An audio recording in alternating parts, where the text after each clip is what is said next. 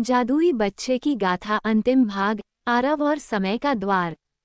विद्यालय में तामस को हराने के बाद आरव और उसके मित्र अब जादू की दुनिया में प्रसिद्ध हो गए थे। लेकिन महाचार्य वेदांत जानते थे कि एक अंतिम परीक्षा बाकी है, समय का द्वार, जिसे पार कर केवल वही जा सकता था जो अपने अस्तित्व से परे सोच सके। एक रात महाचार्य ने आरव को बुलाया और कहा, बेटा, भविष्य संकट में है। 100 साल बाद अंधकार का अंतिम राजा क्रूरमंथ लौटेगा। तुम्हें समय का द्वार पार कर भविष्य में जाना होगा और उसे रोकना होगा। आरव तैयार था। उसने अपने तीनों दोस्तों से विदा ली और कालदीप, एक विशेष जादुई पत्थर की मदद से समय का द्वार खोला। भविष्य की दुनिया अजीब थी। उड़ते हुए नगर, मशीनों से चलने वाले इंसान और आकाश में मंडराते कृत्रिम ग्रह।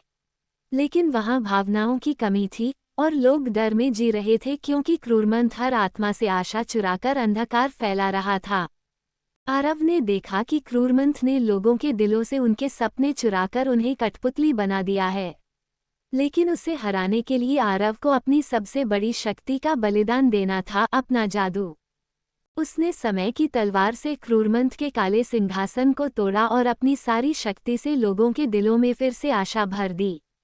क्रूरमंथ भस्म हो गया, पर अब आरव साधारण बन चुका था। एक ऐसा लड़का जिसके पास जादू नहीं था, लेकिन दिल में दुनिया बदलने की ताकत थी।